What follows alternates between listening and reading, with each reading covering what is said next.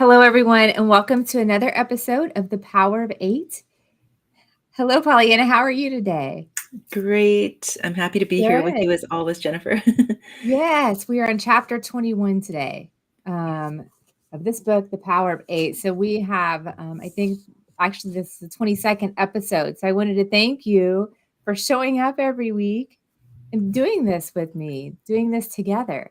Because Yes. sometimes when there's projects that last a long time, it's hard to get everyone together to keep moving. And it's been an enjoyable experience. So I appreciate you. I appreciate what we're doing here. I've really, really enjoyed it. I appreciate you too, Jennifer, sincerely, because definitely it's been a pleasure and it's been a fascinating journey. I've learned so much from our conversations, and thank you for showing up consistently too. Yes, For yes, always it makes a being here. difference.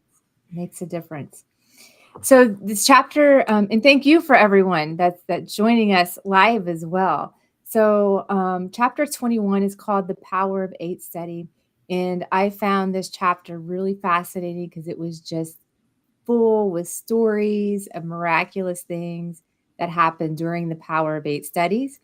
I love the approach that Lynne McTaggart used in this book just to compile all of these stories. So if people had any skepticism at all about whether this works, they should not have any after reading this book if they read it and understood it all. So really, I think what stood out to me most was a lot of the things, Pollyanna, you and I both probably have already experienced a lot of these things.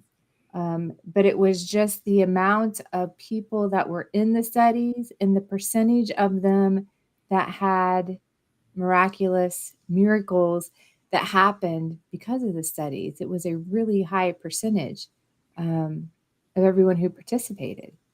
So what was it? What stood out for you in this chapter? Well, thanks for asking. It's interesting as you were just sharing,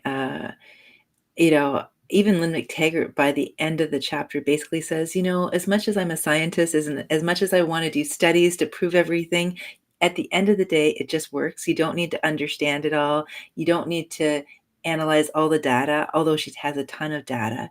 And this chapter is quite lengthy. What stood out, actually, I dog-eared and highlighted and underlined so many things in it. I think what I want to pull out first, because I feel it's like something that carries throughout the whole chapter and it kind of puts a cherry on top of everything we've been talking about. Mm-hmm. It's not the first time we've talked about it, but she seems to sort of really punctuate it in this chapter, is that she noticed in her own studies that it was focusing a healing, like holding a healing intention, sending that healing intention to someone other than yourself. So she kind of has an interesting retake on the self-help industry where, the tendency is to hold an intention for ourselves. And while she's not saying there's anything wrong with that, what she did notice through her own experiences and her own Power of Eight group studies is that there seems to become this experience, which one of the terms I think she used, correct me if I'm wrong, Jennifer, was like super brain, omni brain or something like that, where I think it was super brain, where it was like the reason why that statement holds water based on what she witnessed with the experiments is that when we gather with a small group and we send a healing intention that's focused on the other, there is this amplification. We were talking about that last time too. So that stood out for me. And then there's so many other things that stood out for me too, but I want to hear what also stood out for you too before I get long-winded about it all. Yeah, I'm trying to go back and find that term because I know what you were Let's see talking if I can about. find It it. was like a It super was brain, interesting. super hive, because I highlighted that part too. Here it is. It's on page 223 for those who are following us in the book. She said this was a supercharged hive, a super group. Is that what you were referring to, Pollyanna? Yes, the super Yeah. group, right? The just Yeah. And a lot of and that's how it works. That's how even we're talking about sending healing intentions right now, but this is how I would say the same method that works here is when people a group come together as a mastermind to help one another. You know, if someone has a question and the groups helps them with the questions, it's because if you can quiet your mind and you're all together, it's like you create this, you create a unison mind between all of you. That's how it was described to me whenever I studied under Bob Proctor. And I loved reading some of this material because it really shows from a scientific standpoint all of the things that I've been doing that works and what I also teach other people, which we know things work, but we don't always have an exact explanation as to why it works. We just have our own belief as to why, right? Right. And I feel like, you know, if someone's reading this book, right? And I mean, if there's anyone who's watching live right now and wants to share or comment below, we'll go to the comments later on in the call about any experiences that you might have had where you can, if this is relatable or not, you know, or even just share something similar to that, is that it becomes an experience when it you know, I feel like for a lot of people, the tipping point is when you experience the power of your beliefs in action, like Mhm. really experience it. Otherwise, it just kind of stays in the realm of theory or a nice idea. And yet the beliefs absolutely are central to, you know, the kind of experience you're going to have. The interesting thing too that I don't know, just as you're saying that, it's making me think about how she pointed out that later in the chapter, the studies that she did with the groups, I think this is very reassuring for our listeners if this is new to them, is that they didn't have experience with meditation. We've mentioned that before. They didn't have much priming. I think they'd watched some YouTube video explaining the powering up method, which is the only thing she said that she uses a way to prime people to kind of get them into that, you know, calm, relaxed, focused internal state where they're holding maybe an image in their mind of the target that they're sending healing intentions to. And so really, and the studies were done on people who were doing it for the first time even. So this all circles back to, and I will save that for the end after we talk about it a bit more, but just the power that each of us has, and she sort of ends the chapter on that note, the power that each of us has to make a positive impact in the world. You know what I really want to talk about right now? I'm sure this caught your attention too, because it's like I don't want to jump ahead too far, you know, to the end, but it's the Constantine. I think it starts around here. Konstantin Kurokov, and how he had this device that he had designed and created around the Soviet satellite space launch in 1957. And she was comparing it to this other guy, Roger Nelson, who had done studies with like monks and nuns and experienced meditators who'd had these enlightenment bliss states. And the interesting thing about what she mentions with Constantine is that he created this GDV device, which with the purpose of this being a highly sensitive device, this is on page 224, to measure any changes in the atmosphere relative to any changes in the people occupying the space. And she goes on to say that, this is still on page 224, as human emotions are related to the activity of the parasympathetic nervous system, any changes in that system also change blood circulation, perspiration, and other functions, which consequently change the overall electrical conductivity of the body. Aware of the body of evidence demonstrating the effect of solar activity, tectonic disturbances, and tensions in the ambient electromagnetic field on human health, Constantine maintained that the reverse was also true.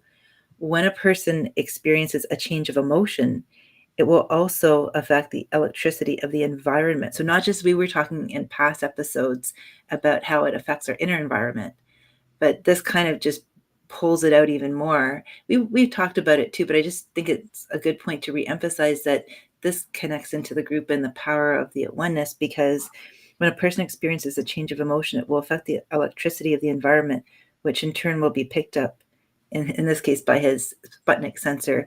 And then it goes on to say that changes in the functional state of the human body lead to a change in the field distribution around the body, the chemical composition of the ambient air due to exhaled air and emissions of endocrine substances through the skin. And so it's just really fascinating because, and there's more, I'm sure there's stuff there that jumped out for you too, but just thinking about these groups, it's like this whole idea that, okay, we have ourself and we have all these different aspects of self within us, the multidimensional presence, and then we can join with a group and we hold a singular focus, and then this group becomes part of a larger field or environment that's created through the group. She was even talking about how, when someone's ill, this was really mind-blowing. This is, sorry, I just got to throw this one in too. It was really mind-blowing how if someone's ill, rather than seeing it as an individual issue or concern, if we look at the larger field in which the human with the illness is in, it's a collective kind of healing experience. So I just found that so fascinating, and we can jump to the page of that in a moment. I want to hear your thoughts on all of this too. There's actually so much in this chapter that is mind-blowing. Well, going back to the devices with the how it affects the outside environment where the equipment could pick up. I mean, that's true because we can feel that, right? We can feel that when we're with certain people, whenever we're with a group of people. And I explained this, my first experiences whenever I went to the pyramids and I was with the 20 people, the 20 healers, in that environment, and just feeling that vibration world. I think that just amplifies when people at a high vibration are together, and it amplifies the intention. So I like to look at it as whenever you have a group of people and you're focusing your intention on one thing, it's almost like our whole stream of energy, thought energy, is going into one thing. That almost makes a small vortex of the collective consciousness just around us. Yes. But then and that's true. I mean, even we here, all of us on earth, we have our own individual thought process, but together what we're creating is from a collective consciousness too. That's why sometimes, I know the question used to always be asked is that, like you can pick up thoughts that are floating through the air, basically. So I think that's what we're getting into with the group consciousness, is that focused intention, that stream of energy that's so focused that it creates this, mini vortex, if you will, of a small collective consciousness. Definitely. Yeah, and I like how you expressed all of that because, I think a lot of us have these experiences and then we feel comfortable sharing them with certain people, and then with other people, it might be met with resistance.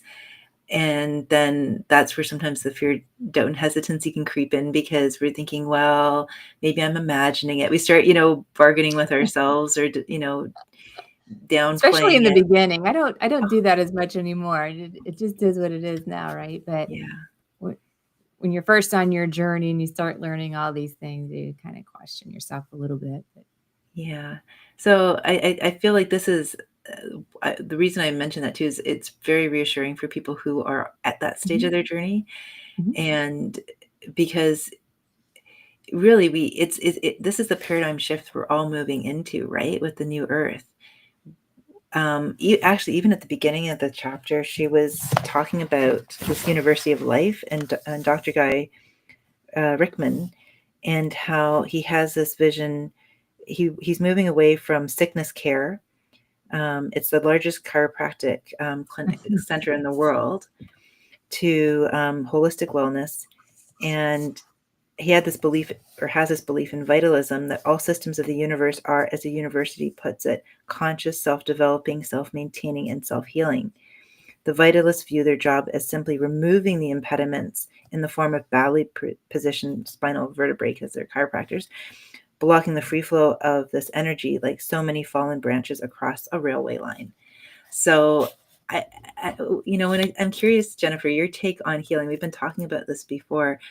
But I really like I really like that. And I've often seen healing as like restoring the wholeness to things. So but I like the language there, removing the impediments, the blocks to Yeah. healing. Yeah.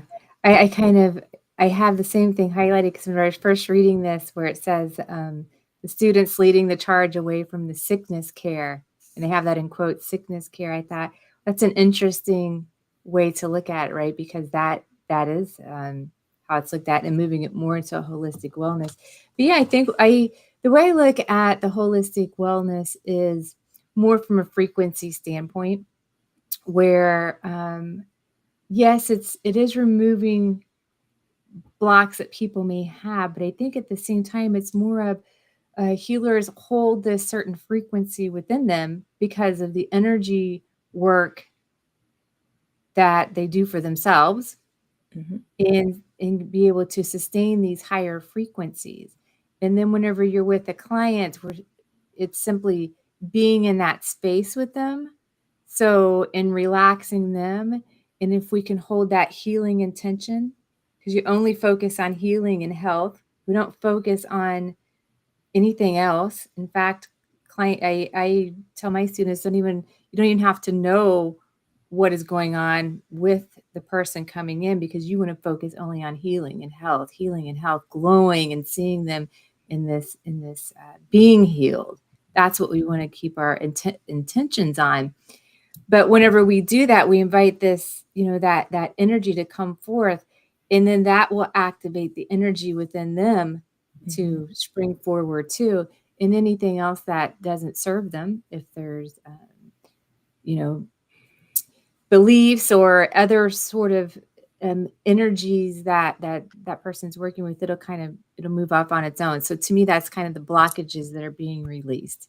I know I explained that in a different way, but that's sort of the way that I see it happening.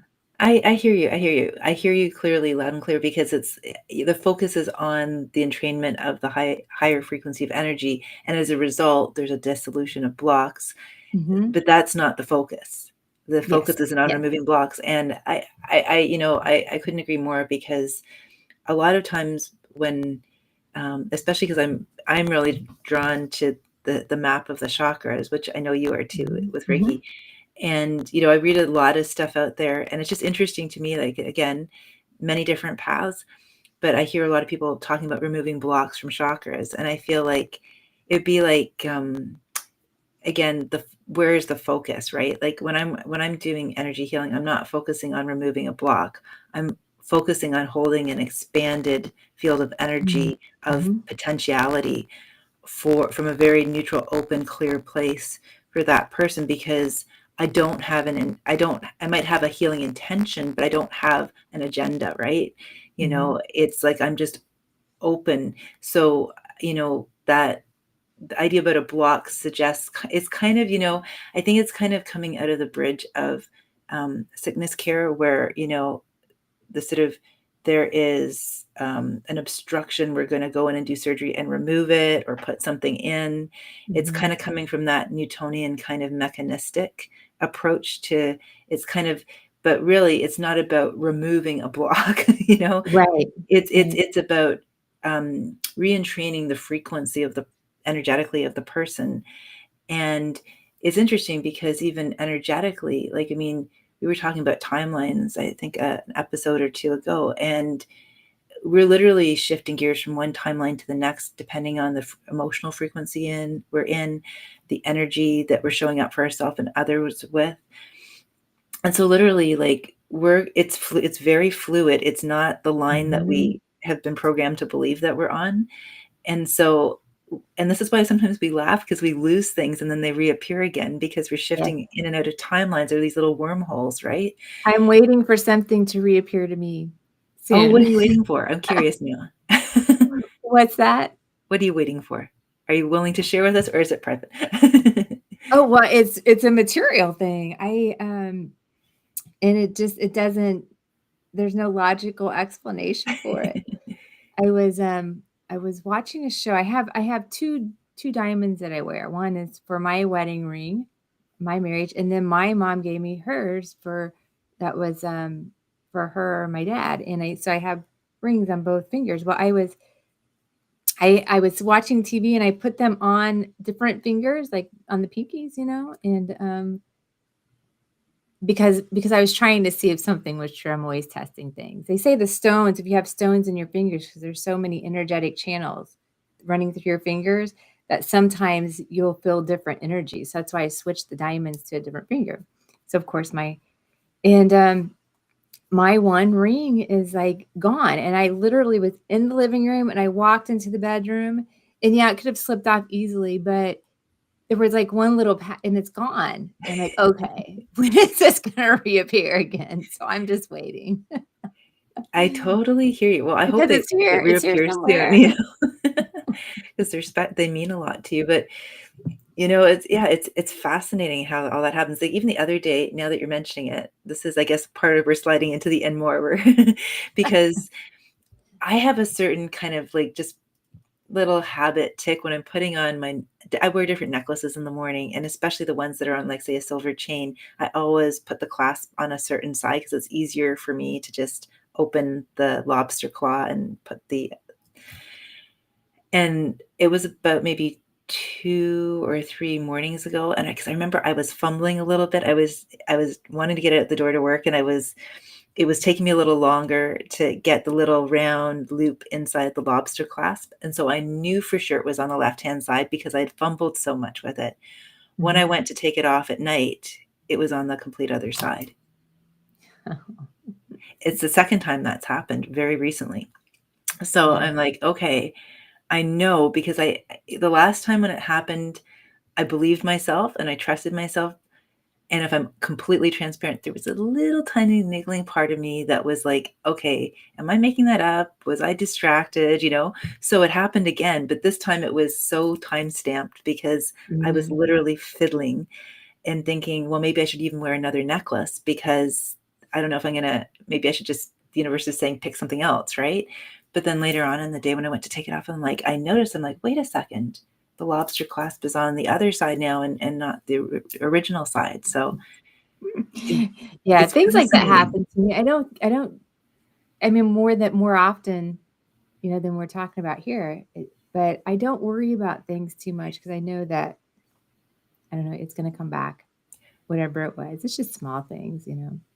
And it's funny because, it will come back. I'm sure. I want to hear when it does come back, because because it's I'm really almost, interested. I'm really interested because what the show I was watching was about crystals, and they were coming from different perspectives on, yeah. with the Indians' perspective on it, and the Eastern and the Western, and they all have a certain theme, but they all have beliefs that are a little bit different on how to cleanse the crystals or things like that. But the very last episode I watched after I had lost my ring, they said, because they were talking about crystals in gemstones, Yeah. which would be the diamond, is that they've seen things just disappear just like that and then reappear again. And I was like, wait a minute, are you playing a game on me? So I don't know. We'll see. Well, if it's, you're making me also think of one other time when I was in Mexico, and I was renting a place, and I had this bedside table that there were no drawers underneath. It was just like a wooden table that was built into the wall. And like, just like I'm wearing right now, I like to wear these crystal bracelets, and I would always take them off before bed and put them on my bedside table. And one morning I woke up and one of my bracelets wasn't there. And I thought, it was like a ritual, like clockwork every night, like very repetitive. I'd always take them off. And I was like, that makes no sense. And I looked underneath. I thought, did it fall down? And even the way the bed was kind of one of these beds that was, you couldn't get underneath the bed. And then there was nowhere else. I checked around the floor. It was very open. So it was, a friend of mine at the time said, because the Mayans have this belief in the spirits called the Alush, right? And said, well, the Alush like to play games and take things, and then they put them back again. So I was like, I guess the Alush are playing with me. And sure enough, I think a week later, it took a while. A week later, my bracelet reappeared exactly where I left it. You can't make this stuff up. And Yeah. to the logical mind, it makes no sense whatsoever. Mm-hmm. But I feel like these are the moments, the juicy moments of life, the tidbits where when these things happen, there is this whole expanded, multidimensional experience of ourselves trying to get our attention. And it does so in a sort of a playful way. And I think about how many times earlier on in my journey I don't anymore, where I just like a lot of people just thought, oh, I must be overtired. Oh, it must be rationalized it away, right? Right. Yeah, exactly. Yeah, I find it interesting and fun at the same time. Yeah. That's the key. It's something good, it's something fun. It's something, positive, right? Yeah, absolutely. So did you have more on the book? Some things we should Yes, touch on there. It's bringing up a lot of other interesting conversations it for is. sure. I'm Whenever I'm kind of reading it, things always pop in my mind that relates to something else. I'm kind of feeling I guided to look for that part that I was starting to share with you and with everyone about. Yeah, you had mentioned that the Power of Eight groups, and in the book, I don't know what page is that right now, where it would take almost immediately Yes. whenever the groups went to a power up, which actually kind of helps focus your mind onto one intention. So you are focusing your mind. It's not thoughts bouncing everywhere. But almost immediately there would be results with the Power of Eight group. Yes. Whereas some of the people the nuns and monks and people who were meditators and did all these chants and, went into meditative state that way with more of a ritual, that it would take them 50 to 60 minutes to get to the same brainwave states as it did with a group of people just holding an intention. And I thought that was fascinating as well. I'm so glad you brought that up, because again, there's so much in this chapter. That was one of the key points too that I thought was so interesting, and I love that you mentioned as well when you were saying that brainwave states, because from a scientific point of view, this is really what's happening in the groups, is the brainwave state is altering. And she was very specific about it too. I'm just going to jump backwards here a little bit to where she's talking about.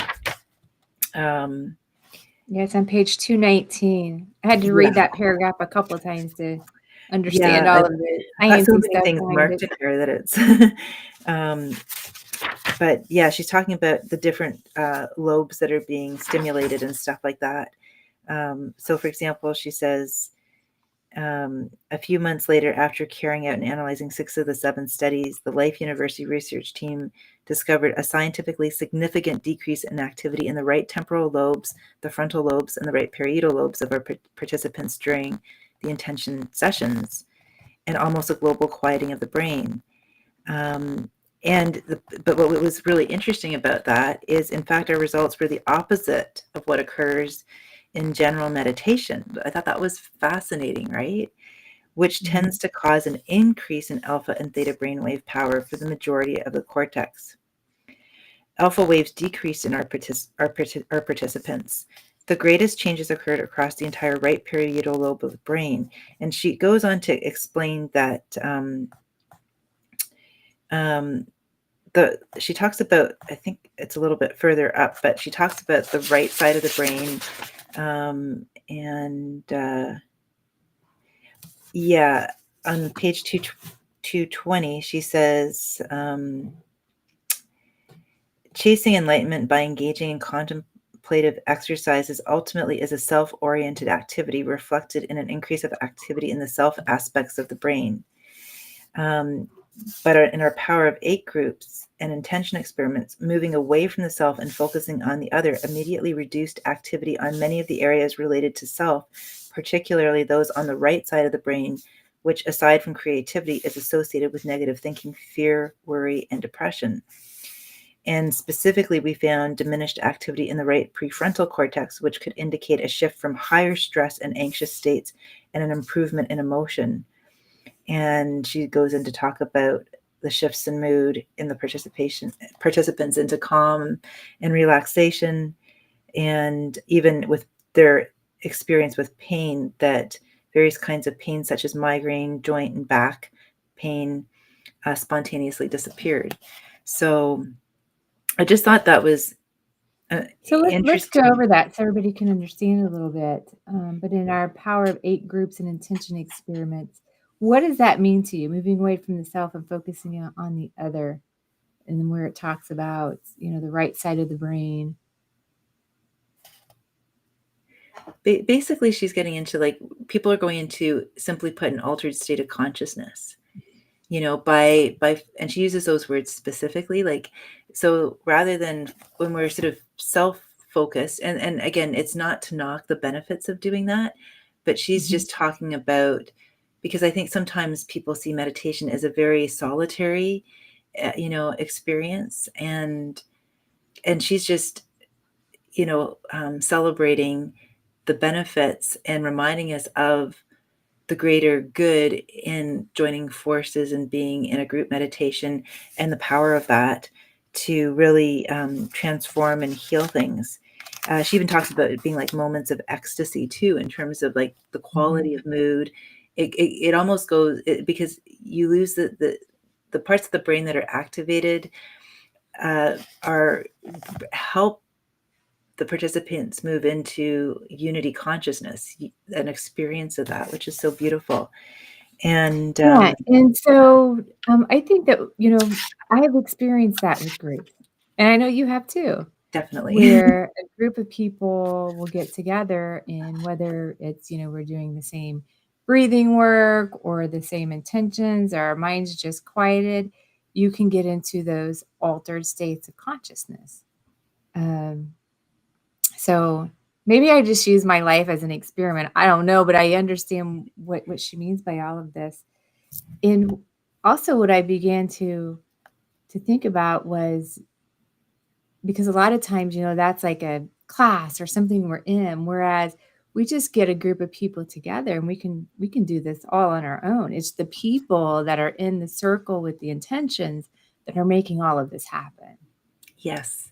Yes. That's a really good point too, Jennifer, because it doesn't have to be, I mean, there has to be a shared intention and an openness and a willingness to make that commitment, a group commitment, because she talks about that Mhm. too.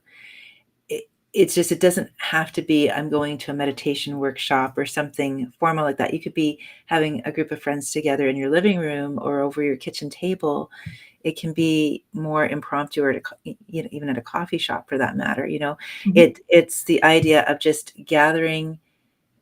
People gather for all kinds of reasons. Why not gather Mhm. for this? I mean, this is great. People do Yeah. potlucks. Why not gather and do a Power of 8 group, really? Mhm. And this is what excites me about her work, because it's like the new earth, and where we're moving to. I'm sorry, I'm doing a little bit of digging here, because I really wanted to share that part too about um, where it's towards the end. Um, yes, okay, here it is. It's on page 230. Um, she said, she's talking about, um, actually, maybe it's more into page 231, but it's kind of around that area, where she did one last study, the Heal America Peace Intention Experiment. And basically, the point of it that I really want to get to is, okay, I'm jumping around a little bit here, but I was just looking for the specific quotes, because she talked about how we know all the benefits of the group. She talks about the power of altruism and group intention, and at the same time, she talks about okay, maybe I guess it's actually on page 233. She shares a really beautiful quote, and this is from um,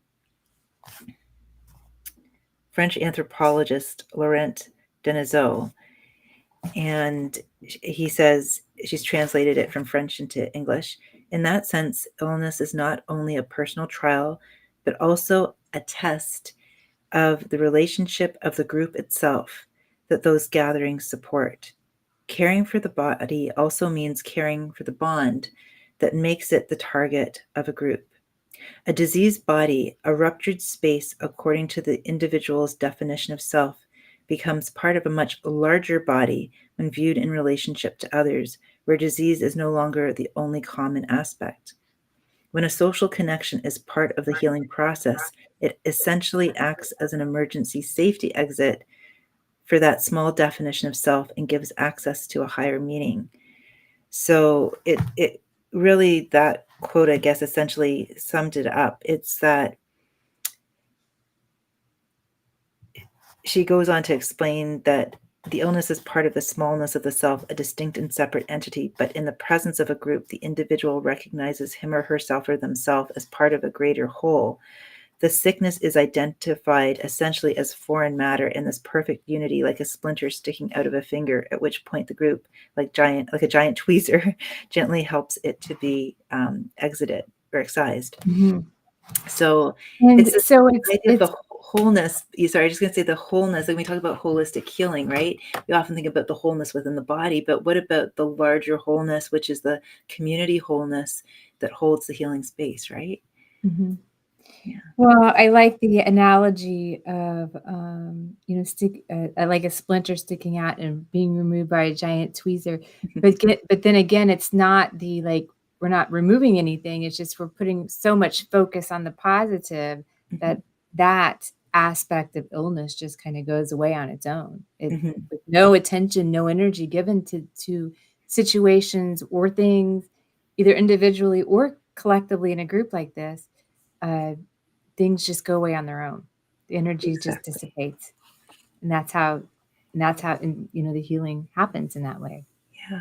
And I just saw it as kind of like, I sometimes compared it like as a Russian doll effect, right? And now it's in a different sense ever since I read this chapter, because there's all the aspects of ourself. That's the, holistic healing is looking at not just the physical, but looking at the emotional, the mental, the spiritual. Mm-hmm. And then I feel like she just opens up an even larger expansion beyond that, about the community itself, the field beyond the person, in terms of the energies around that person that are supportive, which is what you're talking about, Jennifer. I just wanted to sort of, I don't know, maybe I'm stumbling over my words here, but it's like I see it as you've got the whole person, and then you've got the whole field around the person that's informed by all of these individuals, in air quotes, that Mm-hmm. have become part of this hyper brain, that are becoming part of that field that's holding the space for that person to remember their own wholeness. And so Mm-hmm. I really like that a lot, because I thought, if we think about the new earth and where we're heading as a humanity, potentially, what a reframe in terms of socializing and the point of getting together. So, it goes back to the old adage, like, instead of sitting around gossiping and picking apart things, you know what I mean? And criticizing people behind their back, and oh, you got some really good gossip. It's about considering the impact of the energy of the whole collective, and Mm-hmm. so holds a sort of Yeah. state of being, right? Of And frequency. I think the power of 8 groups or support is even more important in this time, to Yes. have a group of people that everyone's moving forward. Now everybody has their own unique journey and path and what they're wanting to bring into the world, but it's all good. Mm-hmm. So having that unified group of people just to get together every once in a while, and to know that, I'm going to hold a good intention for you and you're holding a good intention for me, and just kind of having each other's back it's really important. Whenever you were talking about, the conversations and, getting together and, gossip here, gossip there. What I think what people come to realize is is energy as well. And that gets stuck. Like in that person's energy field, in your energy field, when those type of conversations people engage in. So that's why it's better to just remove yourself from conversations like that and have more fruitful and fun conversations, because I think it's more fun to talk about this. Exactly. And that's why I feel like this is almost like, it's like a whole new way of, for people to experience other ways of socializing, right? And the healing power of community and the healing power of socializing. I mean, it's one thing to know it intellectually, and it's another thing to experience it and to practice Yeah. it. And I feel like that's where these groups really come in. And I also feel like too, it's not that this is new or anything like that. We both know that. I mean, it's been Mhm. around for millennia. Mhm. And even certain, um, indigenous practices to have, circles for reconciliation, and so there are these rituals and processes that exist out there. I just feel like these Power of Eight groups are a great gateway into, Oh, yeah. bringing out the best in humanity. Yeah, for sure. For sure. We are, Oh my goodness, when we the time flies so I fast. know time does fly. There were a few things that were a little bit different than just healing that I wanted to mention because I Yes. think it's important too, where on page 223, where when two or more people get together, where you have this unified stream of great creativity coming through. And on that page, for people who are following us, they talk about guitar players Oh who are yes, on yeah, that that was neat. same stream, music wise, how well that does for them.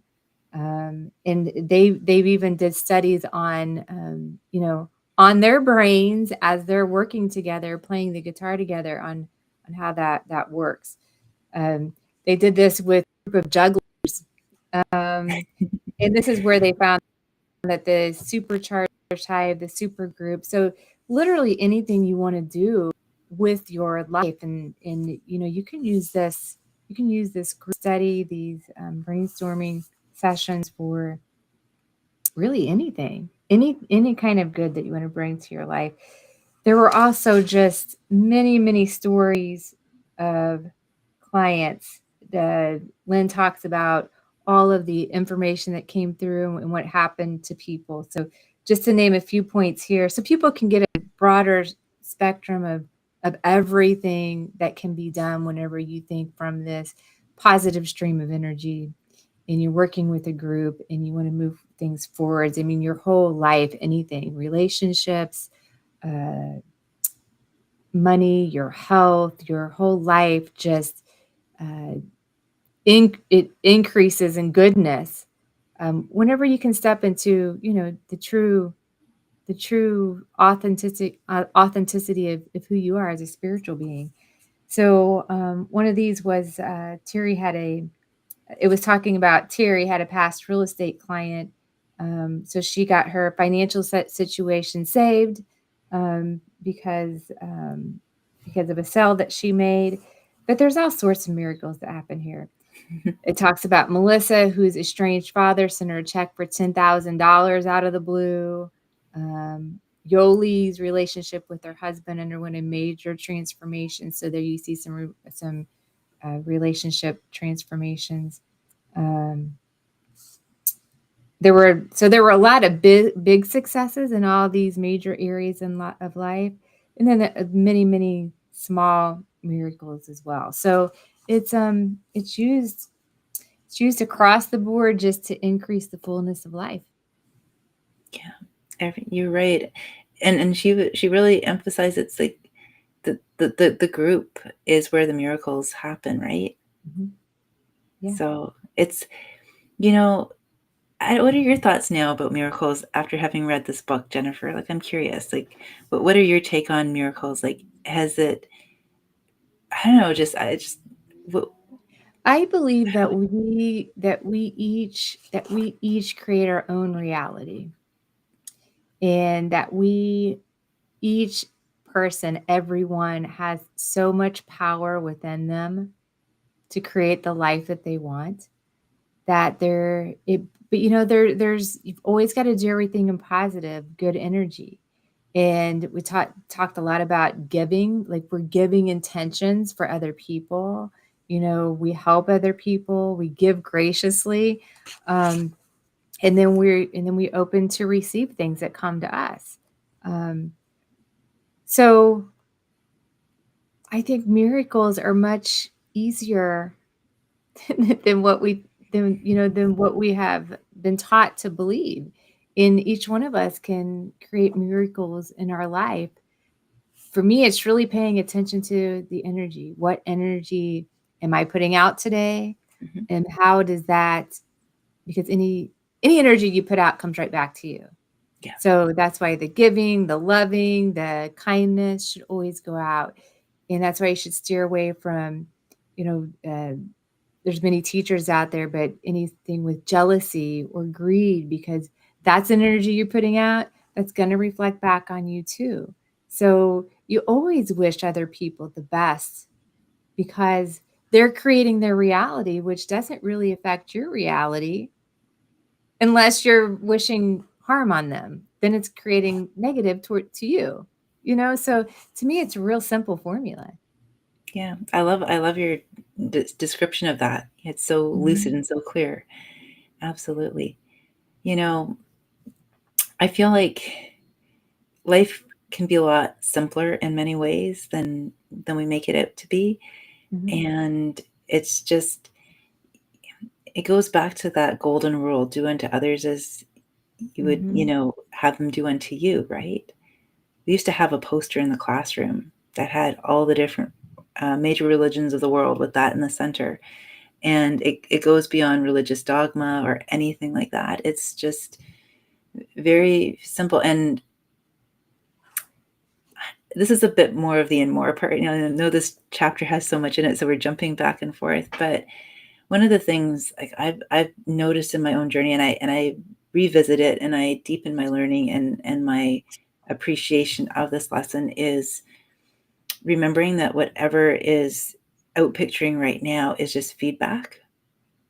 Mm-hmm. And to notice if and when I'm getting hooked into what's in front of me, because what's in front of me that looks like the present moment in a kind of funny way is actually just the past in the present, and what makes it the present is my consciousness noticing what I'm noticing.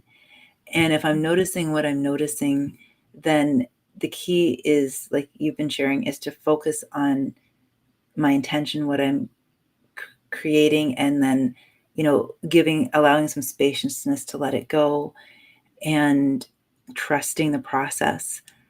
And just, I feel like one of the biggest learnings along my journey and continues to be is to really hold that vision, that whole idea of creativity in the way that it goes beyond just artistic creativity, but that ability to realize and discern that what is in front of us is not all there is, that we can, like you said, choose to create any reality we want. And just to remind ourselves that what's out picturing right now is a feedback loop. And if it's not bringing us peace, love, and joy, okay, then I'm going to change course a little bit. I'm going to notice what thoughts are there, what emotions are there, notice any sensations in my body, and also see it as all being there to support me and help me. Recently, from dancing too much, I developed some foot pain, and it turns out it's a sprained tendon. And I was thanking my body for, like, I've been doing some meditations around it and stuff like that. And I've been thanking my body for speaking to me, for letting me know, and I've been receiving insights from my foot, and so rather than being in that antagonistic relationship that I find conventionally sometimes people get into with their bodies, or with their thoughts or with their emotions, which creates division. But if you can see all of it as being there to support the greatest good too, it's the same way as having a power of 8 group and having everyone gather together, holding that common intention. Like, why would any aspect of us be against us? It's all for us. It's just, are we willing to partner with it, or are we going to create division and jealousy and infighting, Right. with the council that is us? Yeah. Yeah, I would like to add, like what's right in front of us now. I think, and even if it's not something miraculous that's happened, But I think there's power in realizing and owning that whatever's in front of us now, like we created that. There's real power in knowing that, whatever it is. But also, I think I know that we've come into this life knowing that there's going to be contrast and there's going to be expansion.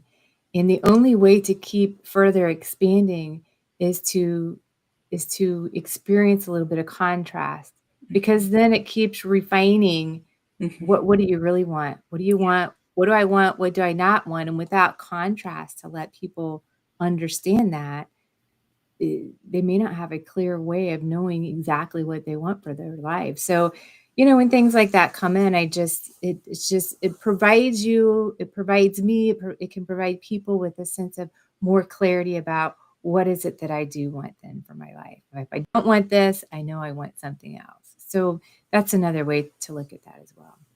Yeah, I like that very much so. Is there anything else that you felt stood out for you in the chapter? There's so much, I know. Yeah. I have a sort of like a closing paragraph I like to read from the book, if that's okay. Wonderful. And it touches on something you said earlier, and so you think this is important too because you said so. But this is on page 231 from the author, and I've got the whole thing highlighted here because I thought, wow, that's really good. She says, some things in our lives are just beyond our explanation or understanding. And when people come together, miracles just happen.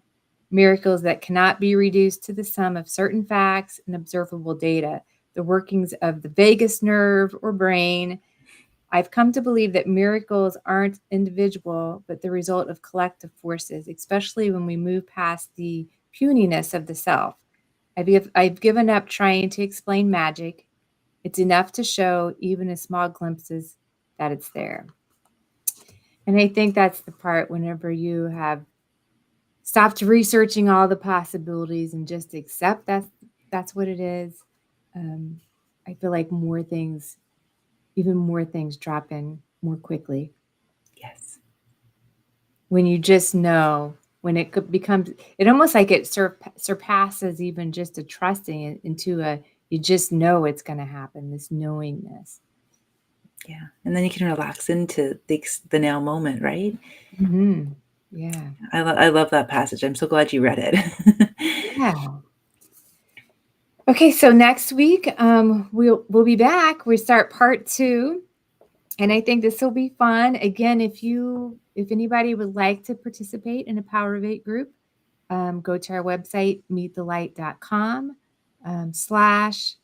the power of 8. So it's spelled out the power and then the number 8. The power of 8, and you'll see forms there. The forms just come to us, so it just has your name, whether you want to be a participant in the intention setting with the group of 8, or if you have someone that would like to be the healer or the receiver of our intentions. So please check that out. I think it's going to be a great time. I'm really, really looking forward to it. So next week we start on part 2, which is called Creating Your Own Power of 8 Circle. And it's called Gathering the 8, chapter 22. So it goes through some of the specifics on how to create a Power of 8 group. All right, anything else, Pollyanna?